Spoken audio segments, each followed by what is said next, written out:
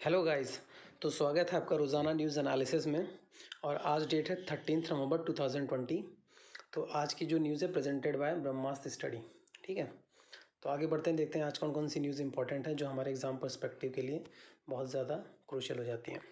ठीक, तो देखिए पहली न्यूज़ जो है तो वो है इंडियन नेवी ने 5th Kalvari class diesel electric attack submarine को इंडक्ट कर लिया। ठीक है, तो सबमरीन INS वागीर। ठीक, INS वागीर। तो इसको इंडक्ट किया है। देखते हैं हम कि भाई ये कलावरी क्लास ऑफ सबमरीन क्या है।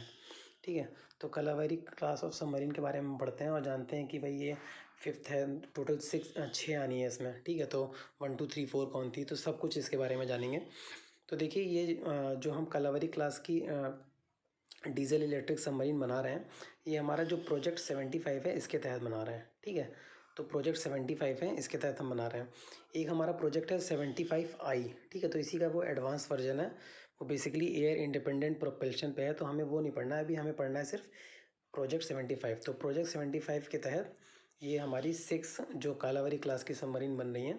ठीक है, तो वो है, तो ये 5वीं है, 4 आ चुकी हैं, ये 5वीं है। ठीक, तो इसको बना कौन रहा है, इसको बना रहे हैं माज़गांव डॉक लिमिटेड। ठीक है, जो कि मुंबई में है, तो वो बना रहे हैं।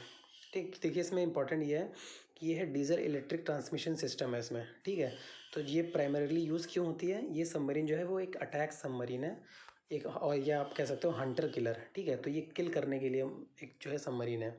तो ये क्या करेंगे, ये टारगेट जो एडवर्सरी के टारगेट होंगे, जो भी उनकी वेसल होगी, ठीक है, उसको टारगेट करते हैं और उसको डुबा देते हैं। ठीक, तो ये इसीलिए अटैकिंग है, अटैक है, और हंटर किलर भी कहते हैं इसको। ठीक है, दूसरी बात क्या है, ये एक एंटी वॉरशिप और एंटी सबमरीन ऑपरेशंस में यूज़ होती है। ठीक है, इंटेलिजेंस गैदर करती है और सर्विलांस में यूज़ होती है, प्लस नेवल माइन लेइंग में भी होती है। ठीक है, तो सर्विलांस में भी प्रॉपर भाई देखते रहते हैं कि भाई क्या उस पर्टिकुलर एरिया में, जो भी एरिया में ये इनकी पेट्रोलिंग चलती है, कि क्या हो रहा है वहाँ पे। ठीक, तो ये anti worship, anti submarine operation, intelligence gathering और सर्विलांस में इस्तेमाल होती है। ठीक है, तो जो इसका डिज़ाइन है वो स्कॉर्पियन क्लास का है। भाई देखिए क्लास मतलब क्या होता है। ठीक है, अगर आप क्लास देखोगे तो मैरीटाइम पार्लेंस में क्लास का मतलब होता है कि कोई भी ग्रुप ऑफ वेसल्स जिनकी मेकिंग सेम हो, पर्पस उनका सेम हो, या डिस्प्लेसमेंट सेम हो, तो अगर कहा जाए तो एक पर्टिकुलर ग्रुप में लाई करें वो। ठीक है, कि भाई मेक उनका क्या है, पर्पस क्या है, तो इस जो भी इस ग्रुप में सेम तरह की लाई करती हैं उनको एक पर्टिकुलर क्लास कहते हैं। ठीक है, कि इस क्लास की है, यानी उनका पर्पस मेकिंग सब सेम है। ठीक, तो ये हमने जो बनाया है फ्रेंच और स्पेन की मदद से बनाया है। ठीक है, तो इसमें फ्रेंच भी इन्वॉल्व है और स्पेनिश स्टेट ओन जो उनकी एंटिटी है नेवेंतिया, वो भी इन्वॉल्व है। ठीक है, तो आगे देखते हैं। तो देखिए जैसा कि मैंने बताया था कि 4 इसमें आ चुकी हैं, तो ये 5वीं थी हमारी। ठीक है, INS वागीर जो है वो 5th है। तो 4 कौन कौन सी है भाई देख लेते हैं हम। तो पहली थी हमारी कालावरी। ठीक है, जिसका मतलब होता है टाइगर शार्क। ठीक, तो कालावरी, कालावरी हमारी टाइगर शार्क। ठीक, वागिर मतलब होता है कि सैंड फिश, अ प्रेडेटरी मरीन स्पीशीज़। ठीक है, खांडेरी आ चुकी है, कारंज आ चुकी है। ठीक, तो ये 4 आ चुकी है हमारी, और हमारी 5वीं कौन सी है, वागिर। ठीक है, तो ये याद रखना है, वागिर 5वीं वागिर है, 4 आ चुकी हैं। हाँ, तो इसमें हम देखते हैं कि भाई इंडिया की सबमरीन फ्लीट क्या है, हमारी अभी प्रेजेंट स्टेटस क्या है, कि हमारे पास कितनी सबमरीन फ्लीट है, क्या है। तो देखिए हमारे पास एक सबमरीन है। ठीक है, दोनों मतलब न्यूक्लियर पावर्ड है, ये चक्रा और अरिहंत। ठीक है, तो 1 submarine each in nuclear powered classes of चक्र एंड अरिहंत। ठीक है, और बाकी जो 14 सबमरीन्स हैं वो 3 क्लास को बिलोंग करती हैं। एक है डीजल इलेक्ट्रिक कैटेगरी वाली। ठीक है, 3 क्लासेस हैं डीजल इलेक्ट्रिक कैटेगरी की। तो 14 submarines belonging to 3 class of diesel electric category, जिसमें कालावरी, शिशु कुमार और सिंधु घोष। ठीक है, तो कालावरी, शिशु कुमार एंड सिंधु घोष, तो ये 3 याद रखिएगा। ठीक है, तो 3 क्लास हैं डीजल इलेक्ट्रिक कैटेगरी की, तो कालावरी, शिशु कुमार और सिंधु घोष, ये 3 है। और बाकी जो हमारी न्यूक्लियर पावर्ड है वो चक्रा और अरिहंत। ठीक, तो ये अभी हमारी प्रेजेंट फ्लीट है, जो सबमरीन की फ्लीट है। ठीक, ये हमारी INS वागीर की फ़ोटो है। ठीक है, तो इसको एक बार देख लीजिए आप, मेमोराइज़ करने में आसान होगा। दूसरी हमारी न्यूज़ बहुत इंपॉर्टेंट न्यूज़ निकल के आ रही है कि चाइना ने बिगिन कर दिया है क्या, कि रेल लाइन बनाना कहाँ तक, अप टू अरुणाचल बॉर्डर। ठीक है, तो अरुणाचल प्रदेश का जो बॉर्डर है उसके, ये देखिए ये एक यहाँ पर वो अपनी रेल लाइन बना रहे हैं। ठीक है। तो जैसा कि हम अभी देख ही रहे हैं कि हमारे साथ जो चाइना के साथ जो हमारे स्क्रिमिशेस हैं, ठीक है, बॉर्डर पे लद्दाख साइड में, तो हमने कहीं ना कहीं ये भी देखा है कि चाइना भाई अपना जो बॉर्डर साइड जो उसका इंफ्रास्ट्रक्चर है उसको बहुत ही रोबस्ट कर रहा है, ठीक है, और ये बहुत दिन से कर रहा है। हालांकि 2014 तक हम बहुत इसमें पीछे हो गए थे और बहुत ही स्लो थे, लेकिन 2014 के बाद जब से ये एनडीए गवर्नमेंट है, तो कहीं ना कहीं इस चीज़ में उनको क्रेडिट देना पड़ेगा कि उन्होंने बहुत रैपिड कर दिया है और बहुत अच्छा कर दिया है कि जो हमारा बॉर्डर का जो इंफ्रास्ट्रक्चर है काफ़ी तेज़ ग्रोथ हो रही है। और कहीं ना कहीं ये भी एक वन ऑफ द रीज़न था कि जो चाइना अभी इतना ट्रिगर्ड हुआ था कि भाई देख रहे हैं कि हम कंटिन्यूस एग्रेशन दिखा रहा है हमें बॉर्डर पे, तो उसको बिल्कुल पसंद नहीं आ रहा कि जो हम इंफ्रास्ट्रक्चर डेवलपमेंट कर रहे हैं, भाई उनको क्यों पसंद आएगा कि अगर कल को कुछ बात होती है, कोई भी हमारे कुछ अगर एक स्मॉल स्केल वॉर की सिचुएशन आती है, तो अगर हमारे पास इंफ्रास्ट्रक्चर रहेगा तो हम जल्दी अपने ट्रूप्स डिप्लॉय कर लेंगे, ठीक है, अपने वेपन अपने आर्म डिप्लॉय कर लेंगे, तो उनको बिल्कुल पसंद नहीं आएगा। तो इसीलिए उनको ये प्रॉब्लम हो रही थी। तो देखिए इसमें फ़िलहाल ये न्यूज़ है कि चाइना जो रेल लाइन डेवलप कर रहा है, ठीक है, तो चाइना इस तरह कर भी चुका है। तो चाइना ने पहले भी देखिए एक लिंक बनाया है सिंचुआन प्रोविंस विद निगेंची, ठीक है, तो ये पहले भी कर चुका है। तो ये रीजन बेसिकली लाई करता है अरुणाचल प्रदेश के पास, ठीक है।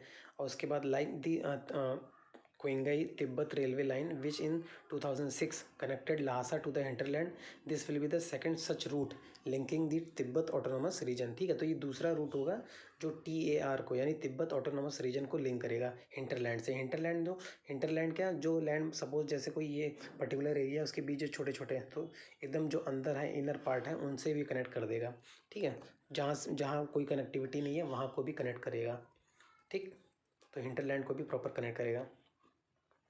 तो ये हमें देख लेना है कि भाई ये अरुणाचल प्रदेश के बगल में है, तो हमारी ये इंटरनल सिक्योरिटी को लेकर इंपॉर्टेंट हो जाता है, और प्लस एक नेशनल सिक्योरिटी के लिए भी, ठीक है। तो ये इतना इंपॉर्टेंट है। फिलहाल इसमें हमारा जो क्रक्स ये है कि चाइना बॉर्डर पे अपने जो इंफ्रास्ट्रक्चर है रैम्पेंट कर रहा है, तो कहीं ना कहीं हमें भी उसके साथ आँख से आँख मिलाने के लिए हमें भी अपना इंफ्रास्ट्रक्चर और बाकी चीज़ें एकदम तैयार रखनी पड़ेंगी, ठीक है। ये बहुत इंपॉर्टेंट न्यूज़ है। देखिए थर्ड न्यूज़ की होम मिनिस्ट्री ने अमेंड किया है FCRA रूल्स।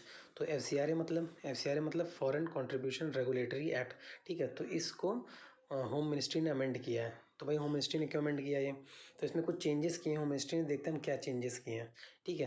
देखिए पहले ऐसा था कि कोई भी जो NGO हो गया, कोई भी ये जो नॉन प्रॉफिट वाले हो गए, ठीक है, जो भी अगर कोई भी एक्टिविटी करते थे, सपोज स्टूडेंट हो गए, फार्मर हो गए, कोई भी ग्रुप मिलके कोई एक्टिविटी करता था किसी पर्टिकुलर ऑब्जेक्टिव को लेके, ठीक है, तो कहीं ना कहीं वो एक पॉलिटिकल एक्टिविटी काउंट होती थी, तो उनके एक पॉलिटिकल ग्रुप माना जाता था, ठीक है। तो अभी इन्होंने नए रूल में क्या किया है कि इसको चेंज कर दिया है। तो नए रूल में इन्होंने नया क्लॉज एक इंसर्ट किया है, तो उसमें बोला है कि new clause has been inserted, ठीक है। उसमें उन्होंने बोला है कि the group mentioned in clause 5 and 6 will only be considered a political group by centre if they participate in active politics और पार्टी पॉलिटिक्स, ठीक है। तो वो तभी पॉलिटिकल ग्रुप कहलाएंगे जब वो एक्टिव पॉलिटिक्स या पार्टी पॉलिटिक्स में एक्टिवली इन्वॉल्व होंगे, ठीक है। कि ऐसा नहीं कि आपने कोई ऑब्जेक्टिव उठाया, कई लोग मिलके कुछ उसके खिलाफ धरना देने लगे, कुछ करने लगे एक पर्टिकुलर ऑब्जेक्टिव को लेके, तो आप पॉलिटिकल ग्रुप हो गए, नहीं। आपको एक्टिव पॉलिटिक्स में होना पड़ेगा या पार्टी पॉलिटिक्स में होना होगा, तो ही आपको एक पॉलिटिकल ग्रुप का दर्जा मिलेगा, ठीक है। और दूसरा क्या चेंज किया इन्होंने, दूसरा चेंज किया भाई थोड़ा स्ट्रिंजेंट किया है FCRA के रजिस्ट्रेशंस को। तो उन्होंने बोला है कि भाई कोई भी ऑर्गेनाइजेशन होगी जो रजिस्टर करना चाहती है FCRA में, ठीक है, उसको shall be in existence for 3 year, 3 साल से एग्जिस्ट कर रही हो, ठीक है। ऐसा नहीं कि आज आपने रजिस्टर कराया, ठीक है, उसके बाद आप मतलब आप आज इस काम में आए और उसके बाद आप तुरंत रजिस्ट्रेशन चाहते हो, ऐसा नहीं है। 3 साल के आप एक्टिवली इन्वॉल्व हो इसमें, तब आपको रजिस्ट्रेशन मिलेगा। प्लस क्या है कि आपने स्पेंड किया हो minimum amount of 15 lakh on its core activity, ठीक है, for the benefit of society during the last 3 financial year, ठीक। तो लास्ट 3 फाइनेंशियल ईयर में आपने 15 लाख अपने कोर एक्टिविटी, जैसे आपकी कोर एक्टिविटी सपोज उड़ान एक NGO है, कोर एक्टिविटी है एजुकेशन, डिप्राइव्ड लोगों को एजुकेशन देना, तो इसमें इस कोर एक्टिविटी में आपने 15 लाख खर्च किए हों लास्ट के 3 फाइनेंशियल ईयर में। ये नहीं कि आपकी कोर एक्टिविटी है और आप कहीं और पैसा लगा रहे हो, ठीक है, वो दिखा रहे हो एक पर्टिकुलर मोटिवेटेड हो किसी चीज़ से, ठीक।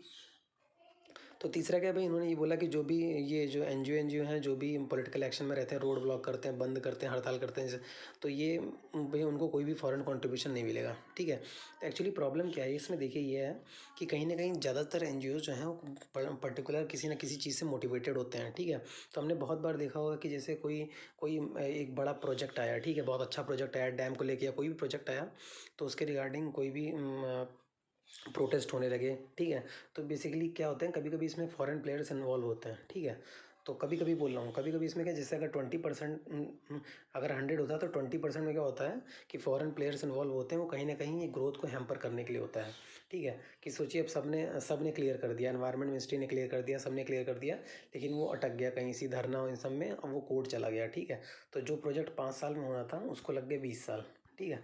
अब इस 20 साल में कहीं ना कहीं उसकी कॉस्ट तो लगेगी प्रोजेक्ट की, ठीक है। तो इसकी वजह से कितना एक तो विशियस साइकिल चल जाती है, प्लस क्या होता है, तो एक विशियस साइकिल चल जाती है, जिससे कहीं ना कहीं हमारी ग्रोथ हैम्पर्ड हो जाती है, ठीक है। तो इस चीज़ को रोकने के लिए भाई होम मिनिस्ट्री ने कुछ अमेंड किए हैं सीआरए के रूल्स, जिनको हमें ध्यान में देना है, ठीक है। तो देखिए अगला हमारा है कि निमोनिया और डायरिया पे एक प्रोग्रेस रिपोर्ट आई है, ठीक है। तो निमोनिया डायरिया पे एक प्रोग्रेस रिपोर्ट आई है, तो उसमें हमें हाँ, तो हमें देखना है उसमें भाई ये प्रोग्रेस रिपोर्ट में क्या इंडिया का कैसा प्रदर्शन रहा है, ठीक है। तो इसमें भाई ये रिपोर्ट जो है रिलीज़ की है इंटरनेशनल वैक्सीन एक सेकंड, तो ये रिपोर्ट रिलीज़ की है इंटरनेशनल वैक्सीन एक्सेस सेंटर ने, ठीक है। तो ये हमें इंपॉर्टेंट हो जाता है कि भाई किसने रिपोर्ट रिलीज़ की है। तो इसमें देखिए इंडिया का जो अचीवमेंट है प्लस जो इंडिया की प्रोग्रेस है काफ़ी अच्छी रही है, ठीक है। कि हमने 90% जो हमारा टारगेट था वो कवर कर लिया है, ठीक है।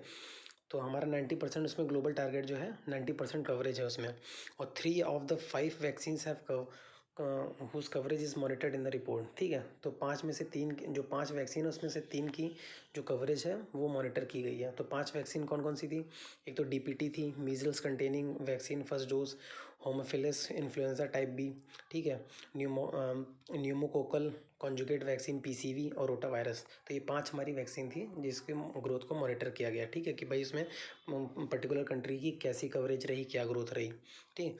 तो इंडिया ने कंप्लीट किया है 100 day agenda and unprecedented national scale of rota virus vaccine, ठीक है। तो 100 डे एजेंडा, अब ये इंपॉर्टेंट हो जाता है कि भाई अगर आपको पूछ ले कि 100 डे एजेंडा किससे रिलेटेड है, ठीक है।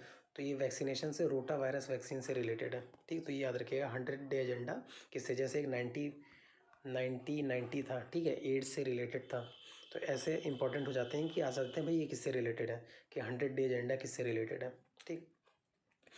तो इसमें देखते हैं आगे कि इंडिया ने भाई फेल हो गया है इंडिया रीच करने में ऑल 4 टारगेट्स फॉर ट्रीटमेंट, ठीक है। तो जो ट्रीटमेंट के 4 टारगेट थे वो इंडिया सारे में फेल कर गया, जैसे breast feeding, immunization, care seeking and antibiotics, oral और ORS एंड जिंक सप्लीमेंटेशन में, ठीक है। तो इसमें हम फेल कर गए हैं।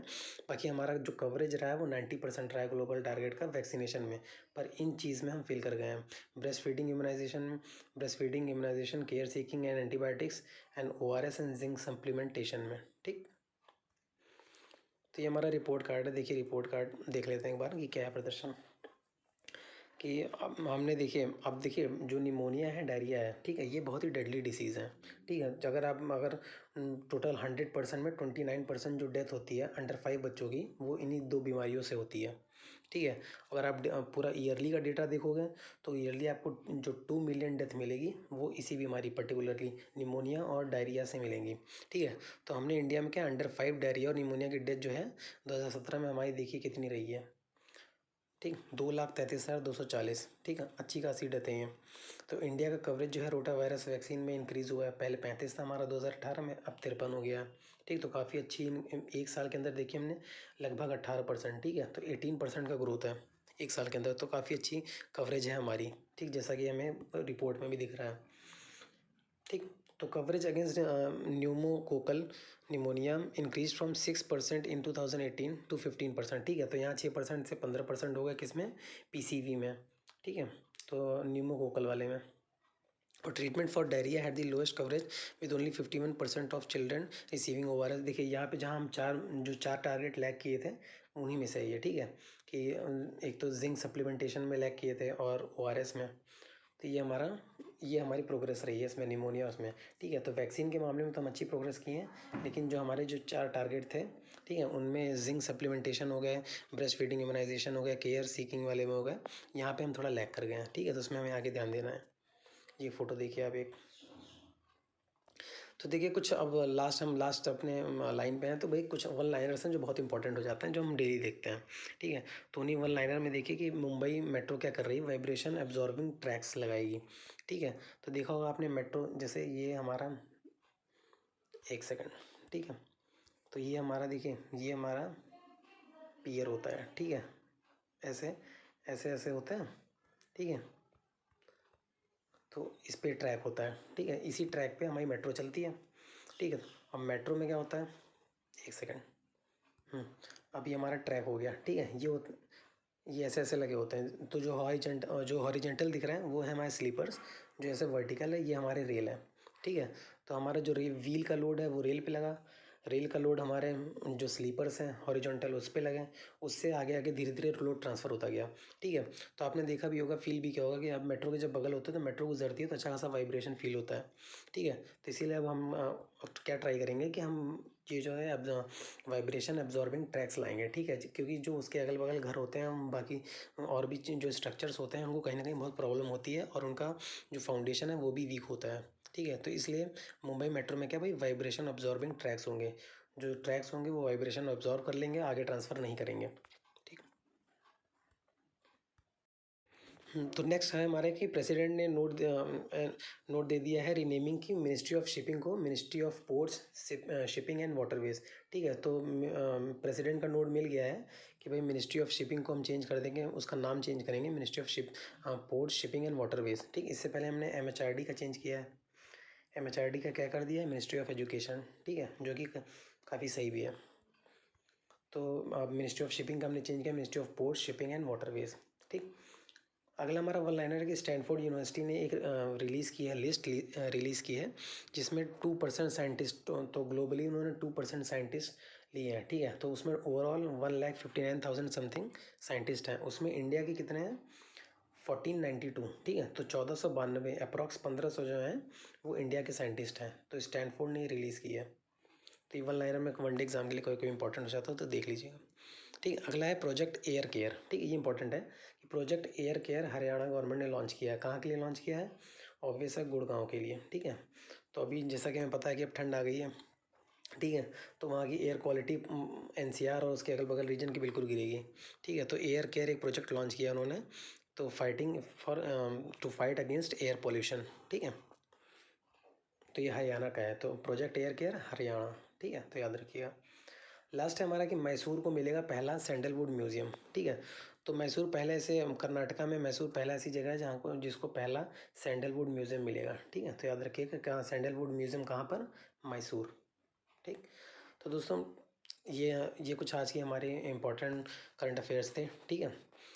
बाकी एडवांस में आप लोग को हैप्पी दिवाली, ठीक। बाय, टेक केयर, और चैनल को रेट करिए, सब्सक्राइब करिए, थैंक यू सो मच।